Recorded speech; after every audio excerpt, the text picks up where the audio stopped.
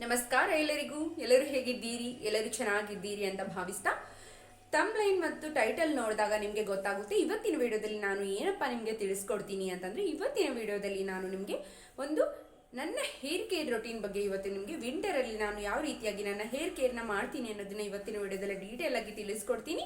ಬನ್ನಿ, ವಿಡಿಯೋನ ಲೇಟ್ ಮಾಡೋದು ಬೇಡ ಅಲ್ವಾ? ವಿಡಿಯೋನ ಇವಾಗ ಶುರು ಮಾಡೋಣ. ಚಳಿಗಾಲ ಅಂದ್ರೇನೆ ನಾವು ತುಂಬ ಸೋಮಾರಿಗಳಾಗ್ಬಿಡ್ತೀವಿ. ನಮ್ಮ ಸ್ಕಿನ್ ಆಗಬಹುದು, ನಮ್ಮ ಹೇರ್ನ ಆಗಬಹುದು, ಹೆಚ್ಚಾಗಿ ಕಾಳಜಿನ ವಹಿಸೋದಿಲ್ಲ ನಾವು. ಇದರಿಂದಾನೇ ನಮ್ಮ ತಲೆಯಲ್ಲಿ ತುಂಬ ಹೊಟ್ಟಾಗೋದು, ತಲೆ ಕೂದಲು ಉದುರುವ ಸಮಸ್ಯೆ ಆಗಿರಬಹುದು ಜಾಸ್ತಿಯಾಗಿ ಕಾಡಲಿಕ್ಕೆ ಈ ಚಳಿಗಾಲದಲ್ಲಿ ಸಾಧ್ಯವಾಗುತ್ತೆ ಅಂತ ಹೇಳ್ಬಹುದು. ನೋಡಬಹುದು ನನ್ನ ಕೂದಲು ಎಷ್ಟು ಲಾಂಗ್ ಆಗಿದೆ ಅಂತ. ತುಂಬ ಉದ್ದ ಇದೆ ನನ್ನ ಕೂದಲು.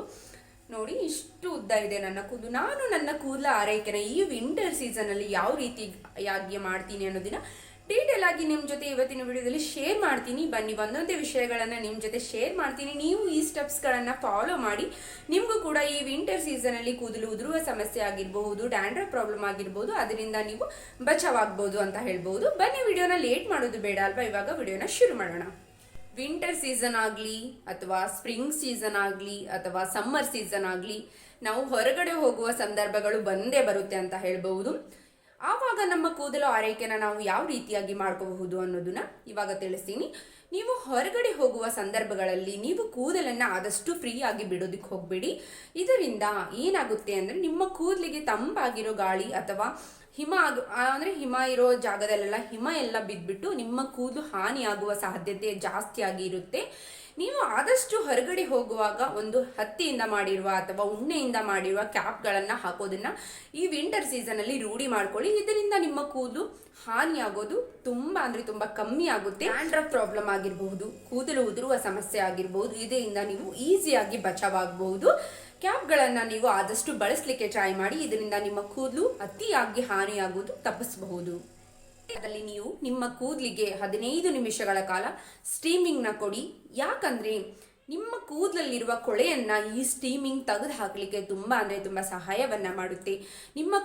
ನಿಮ್ಮ ಕೂದಲು ತುಂಬ ಜಾಸ್ತಿ ಉದುರ್ತಾ ಇದ್ದರೆ ಅದನ್ನು ಕಡಿಮೆ ಮಾಡಲಿಕ್ಕೂ ಕೂಡ ಸಹಾಯವನ್ನು ಮಾಡುತ್ತೆ. ನಿಮ್ಮ ಕೂದಲು ಬುಡದಲ್ಲಿರುವ ಕೊಳೆಯನ್ನು ಈಸಿಯಾಗಿ ತೆಗೆದು ಹಾಕಲಿಕ್ಕೆ ಈ ಸ್ಟೀಮಿಂಗ್ ತುಂಬ ಸಹಾಯವನ್ನು ಮಾಡುತ್ತೆ. ಮತ್ತು ತಲೆಯ ಬುಡದಲ್ಲಿ ರಕ್ತದ ಪರಿಚಲನೆಯನ್ನು ಹೆಚ್ಚು ಮಾಡಿ ನಿಮಗೆ ಜಾಸ್ತಿಯಾಗಿ ಕೂದಲು ಉದುರುವ ಸಮಸ್ಯೆ ಇದ್ದರೆ ಅದನ್ನು ಕಮ್ಮಿ ಮಾಡಲಿಕ್ಕೆ ಕೂಡ ಈ ಸ್ಟೀಮಿಂಗ್ ತುಂಬ ಸಹಾಯವನ್ನು ಮಾಡುತ್ತೆ ಅಂತ ಹೇಳಬಹುದು. ನೀವು ವಿಂಟರ್ ಸೀಸನಲ್ಲಿ ಅಟ್ಲೀಸ್ಟ್ ವಾರಕ್ಕೆ 2 ಬಾರಿ ಆದರೂ ನೀವು ಸ್ಟೀಮಿಂಗ್ನ ಮಾಡ್ಕೊಳ್ಳಿ 15 ನಿಮಿಷಗಳ ಕಾಲ. ಇದರಿಂದ ನಿಮ್ಮ ಕೂದಲು ರಕ್ಷಣೆಯನ್ನು ನೀವು ಈಸಿಯಾಗಿ ಮಾಡ್ಕೋಬಹುದು.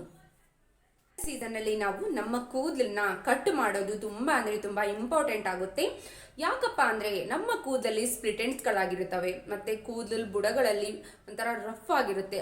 ಅದನ್ನೆಲ್ಲ ನಾವು ಕಟ್ ಮಾಡಿ ಟ್ರಿಮ್ ಮಾಡೋದ್ರಿಂದ ನಮ್ಮ ಕೂದಲು ಮತ್ತೆ ಉದ್ದವಾಗಲಿಕ್ಕೆ ಸ್ಟಾರ್ಟ್ ಆಗುತ್ತೆ ಅಂತ ಹೇಳ್ಬೋದು.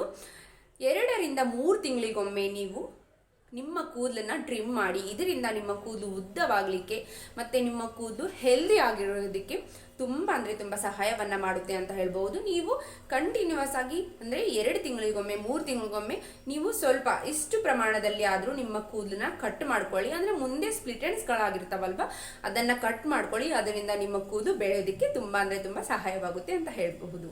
ಸೀಸನಲ್ಲಿ ತಲೆ ಸ್ನಾನ ಮಾಡೋದಕ್ಕೆ ನಾವು ಯಾವ ನೀರನ್ನು ಯೂಸ್ ಮಾಡ್ತೀವಿ ಅನ್ನೋದು ಕೂಡ ತುಂಬ ಇಂಪಾರ್ಟೆಂಟ್ ಆಗುತ್ತೆ ಅಂತ ಹೇಳ್ಬಹುದು.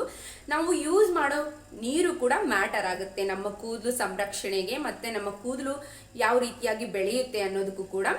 ನಾವು ಈ ಚಳಿಗಾಲದಲ್ಲಿ ಅತಿಯಾಗಿ ಬಿಸಿಯಾಗಿರುವ ನೀರನ್ನು ಬಳಸೋದನ್ನು ನಿಲ್ಲಿಸಬೇಕು. ಇದರಿಂದ ನಮ್ಮ ಕೂದಲಿಗೆ ಜಾಸ್ತಿಯಾಗಿ ಹಾನಿಯಾಗುತ್ತೆ ಅಂತ ಹೇಳ್ಬಹುದು.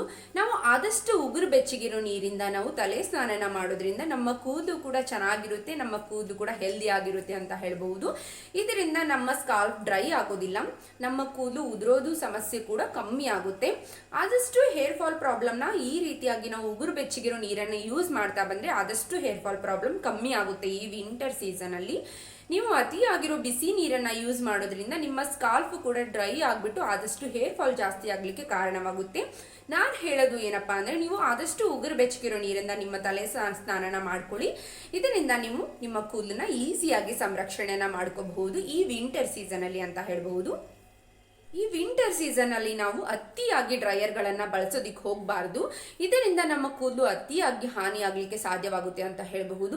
ನಾವು ಡ್ರೈಯರ್ಗಳನ್ನು ಅತಿಯಾಗಿ ಕರ್ಲಿಂಗ್ ಮಾಡೋದಕ್ಕೆ, ಸ್ಟ್ರೇಟ್ನಿಂಗ್ ಮಾಡೋದಕ್ಕೆ, ಸ್ಟೈಲಿಂಗ್ ಮಾಡೋದಕ್ಕೆ ಜಾಸ್ತಿಯಾಗಿ ಯೂಸ್ ಮಾಡ್ತೀವಿ. ಅದರಿಂದ ನಮ್ಮ ಕೂದಲು ಜಾಸ್ತಿಯಾಗಿ ಹಾನಿಯಾಗುತ್ತೆ ಅಂತ ಹೇಳ್ಬಹುದು. ಈ ವಿಂಟರ್ ಸೀಸನಲ್ಲಿ ಆದಷ್ಟು ನೀವು ಡ್ರೈಯರ್ಗಳನ್ನು ಬಳಸೋದನ್ನ ಕಮ್ಮಿ ಮಾಡಿ. ಇದರಿಂದ ನಿಮ್ಮ ಕೂದಲನ್ನ ನೀವು ಹಾನಿಯಾಗೋದ್ರಿಂದ ತಡಿಬಹುದು ಅಂತ ಹೇಳಬಹುದು. ಆದಷ್ಟು ನಿಮ್ಮ ಕೂದಲನ್ನ ನ್ಯಾಚುರಲ್ ಆಗಿ ಇಟ್ಕೊಳ್ಳೋದಕ್ಕೆ ಪ್ರಯತ್ನ ಮಾಡಿ. ಇದರಿಂದ ನಿಮ್ಮ ಕೂದಲನ್ನ ನೀವು ಚೆನ್ನಾಗಿ ಕಾಪಾಡ್ಕೋಬಹುದು. ಈ ವಿಂಟರ್ ಸೀಸನಲ್ಲಿ ಕೂದಲು ಹಾಳಾಗೋದು ಜಾಸ್ತಿ ಅಂತ ಹೇಳ್ಬಹುದು. ಜಾಸ್ತಿ ಡ್ರೈ ಆಗೋದಾಗಿರ್ಬಹುದು, ಜಾಸ್ತಿ ಫ್ರಿಝಿ ಆಗೋದಾಗಿರ್ಬಹುದು, ಜಾಸ್ತಿ ರಫ್ ಆಗೋದಾಗಿರ್ಬೋದು. ಈ ವಿಂಟರ್ ಸೀಸನಲ್ಲಿ ಜಾಸ್ತಿ ಆಗುತ್ತೆ.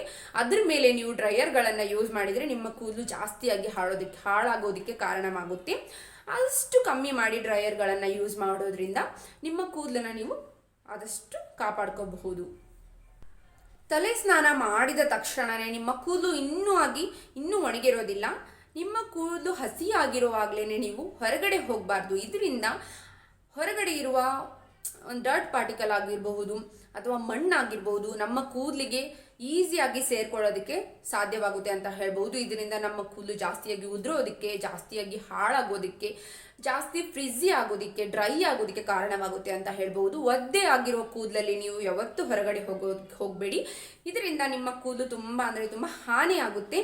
ಕೂದಲು ಜಾಸ್ತಿಯಾಗಿ ರಫ್ ಆಗೋದಕ್ಕೆ ಹಾಳಾಗೋದಕ್ಕೆ ಕಾರಣವಾಗುತ್ತೆ ಅಂತ ಹೇಳ್ಬಹುದು. ನೀವು ಪೂರ್ತಿಯಾಗಿ ನಿಮ್ಮ ಕೂದಲನ್ನ ಒಣಗಿಸ್ಕೊಂಡ್ಬಿಟ್ಟು ನೀವು ಹೊರಗಡೆ ಹೋಗಬಹುದು. ಇದರಿಂದ ನಿಮ್ಮ ಕೂದಲು ಕಾಪಾಡ್ಕೋಬಹುದು ಅಂತ ಹೇಳ್ಬಹುದು. ವಿಂಟರ್ ಸೀಸನಲ್ಲಿ ನಮ್ಮ ಕೂದಲಿಗೆ ನಾವು ಎಣ್ಣೆ ಹಚ್ಚೋದು ತುಂಬ ಇಂಪಾರ್ಟೆಂಟ್ ಆಗುತ್ತೆ. ನಮ್ಮ ಕೂದಲಿಗೆ ವಾರಕ್ಕೆ 2 ರಿಂದ 3 ಸಾರಿ ಆದರೂ ನಾವು ಆಯಿಲಿಂಗ್ನ ಮಾಡಬೇಕು. ಇದರಿಂದ ನಮ್ಮ ಕೂದಲು ಚೆನ್ನಾಗಿ ಬೆಳೆಯೋದಕ್ಕೆ, ಯಾವುದೇ ರೀತಿಯ ಕೂದಲು ಉದುರುವ ಸಮಸ್ಯೆ ಆಗೋದಿಲ್ಲ, ಯಾವುದೇ ರೀತಿಯಾದ ಕೂದಲು ಸ್ಪ್ಲಿಟೆಂಟ್ಸ್ಗಳಾಗೋದಿಲ್ಲ. ಕೂದಲಿಗೆ ನೀವು ಚೆನ್ನಾಗಿ ಆಯಿಲ್ನ ಹಾಕೊಳ್ಳಿ. ಸ್ವಲ್ಪ ಉಗುರು ಬೆಚ್ಚಗೆ ಮಾಡಿಬಿಟ್ಟು ಆಯಿಲ್ನ ಅಪ್ಲೈ ಮಾಡೋದು ಇನ್ನೂ ಬೆಸ್ಟ್ ಅಂತ ಹೇಳ್ಬೋದು.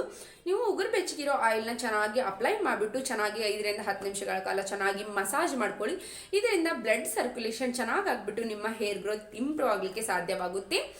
ಈ ರೀತಿಯಾಗಿ ನೀವು ಆಯಿಲ್ ಮಸಾಜ್ನ ವಾರಕ್ಕೆ 2 ರಿಂದ 3 ಸಾರಿ ಮಾಡಿ ಈ ವಿಂಟರ್ ಸೀಸನಲ್ಲಿ ನಿಮ್ಮ ಕೂದಲನ್ನ ನೀವು ಚೆನ್ನಾಗಿ ಇಟ್ಕೋಬಹುದು.